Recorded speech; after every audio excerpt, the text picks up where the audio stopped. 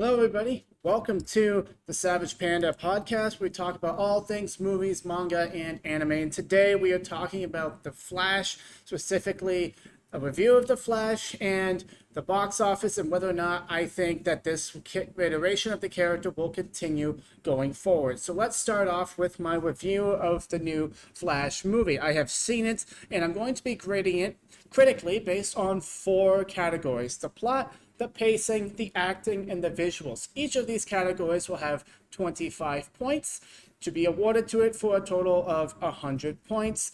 And then personally, and then I'll be comparing it to the Rotten Tomatoes score, but then I'll also be creating an audience score for me personally, which will be based on two more categories, on fun and politics. These will both be subjective to me, and will allow me the ability to either award 10 more points each or deduct up to 10 more points each. So let's get into my review of The Flash and let's see where we land. And so the plot of the film is very, straightforward, but not quite. You do have to have a bit of an understanding of multiverse theory, but thankfully this movie does a pretty good job of explaining it. The Flash essentially wishes that his father was not in jail, and he decides to go back in time and try to change things, and that leads to a whole bunch of things in the multiverse unwinding. And as you know from the trailers, he meets up with Michael Keaton's Batman and has to fight General Zod. I will not be going into spoilers in this particular review and podcast. Make sure you subscribe to the channel so you can check out my spoiler review when I drop that in a day or two. Now let's get into the plot and the story of it. Is it a really good story? And I would say yes. Overall, it's a very compelling story. The Flash's reasoning for doing things is very understandable from an emotional point of view.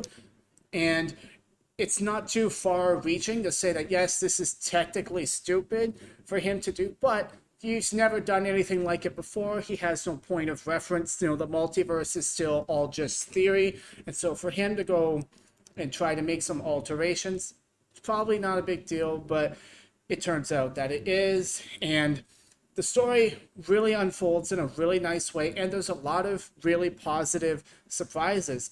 I did not expect what they did with Supergirl, did not expect what they did with Batman or Zod, and I think this is a really...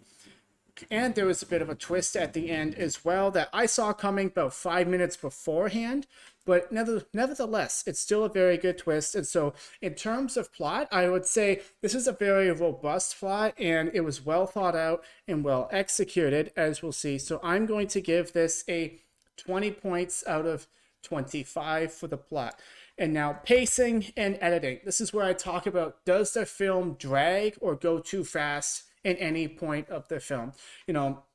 A lot of movies, they could start to slow down and you find yourself sitting there waiting for them to pick it up and get to the parts that you want to get to. I never really felt like that with this movie. I felt the pacing was quite good and very on point for everything that they were trying to do. It maybe slows down a little bit, but even the slow parts are very fun and interesting, and it doesn't linger in any area for too long. I thought the editing was good, the cutting from scene to scene was good, and I felt like they spent the proper amount of time for each character and each sequence that they needed. So again, I'm going to give it a 20 out of 25. Well, let's make it a 22 out of 25. And so, acting. Everybody in this movie is great for the material that they are given. I should have written writing for plot. Every character is given pretty decent material to work with, and so that's why I give it a 20 out of 25. I believe it could have been a bit better. Some of the dialogue could have been a little bit off. The second Barry in this movie is kind of annoying at times, and so I think they could have dialed it back a bit, although Ezra Miller's execution on those parts was very good, and you could definitely tell the difference between the two. And Michael Keaton is very good at Batman. Supergirl is very good. General Zod is very good. Everyone brings a pretty strong A game to this movie, so I'm just going to give It's no super real Oscar worthy performances, but I'm gonna give the acting a 22 out of 25. And in terms of the visuals, this is where we get into more of the negative parts of the movies. Either they ran out of time, which I don't understand how they could run out of time since this movie was pushed back by like 2 or 3 years. I think it was delayed by like 3 times. It took them like 10 years to finally get it made. And so I don't understand. I think a lot of the weird CGI was done on purpose, especially in a certain scene where Barry is, traversing time in the multiverse. I won't go into more of it than that. But it's a very visual sequence, and it looks like they've deliberately dumbed down parts of it to make it look a little bit more animated and make it a bit more stylistic. So technically it's not great CGI, but I believe it was done on purpose to give a particular tone and style. And so I don't mind that. But there is another sequence in the beginning of this movie that involves, some very small children in some dangerous situations. Obviously, you cannot, put children in dangerous situations to film a movie. And so they made them all CGI. And that's where you really get taken out of the movie and you're like, wow, that is some gnarly looking, like Twilight baby looking babies there. And so the CGI is very noticeable. And also in the end fight scene, there are a few moments where it is obviously a green screen. You're looking at a character and the background just does not fit at all. You just do not believe that they are actually there. The compositing, the distance from the things in the backgrounds, it's just not quite there. And so I'm gonna have to go pretty low on the visuals. It is, most of the film is up to comic book standards, but there were a couple shots that really should not have been in this movie at all. It should have been way better than that. So I'm actually gonna go a little bit harsh on the visuals and just get and only award a 10 out of 25. And so in total, where do we land in terms of the Rotten Tomatoes? 74. So I was higher. My award, so I'm going to give this movie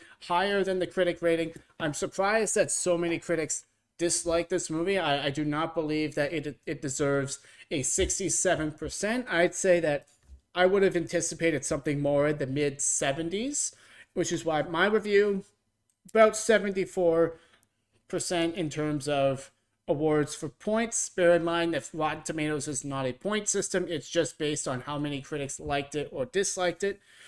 But that's more or less my review. Now, let's get into the audience score, the extra part in terms of fun and politics. I can award up to 10 points or take away up to 10 points for this section. And so the fun aspect, I am going to give this movie an 8.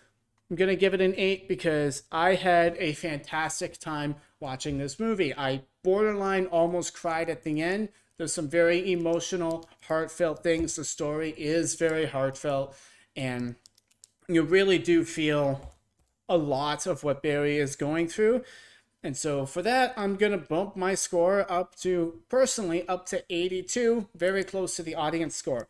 And in terms of politics, there is no politics in this film. Nobody's preaching to you. Nobody's shoving anything down your throat. I did not feel like they were pushing any sort of agenda. There were no quippy one-liner comments that random characters just threw in order to make you feel a certain way. Nothing like that. And so I'm going to give this movie another 8 out of 10 for the politics, which will actually bump up my score to 90%. For me personally, this was a very, very good movie, very enjoyable and very fun. I highly recommend you go out and see it on a big screen, in spite of the fact that there are some CGI shots that just don't look good. There's a lot of other great things in this movie that really do look appealing, and so I would recommend you go and see The Flash. I would strongly recommend it, especially in a dry season where a lot of superhero movies have just not been good. Doctor Strange 2 was not good. Thor Love and Thunder, I did not like. I skipped out on Ant-Man and the Wasp, Quantumania. I'm really, really glad that The Flash was actually a very enjoyable and fun movie.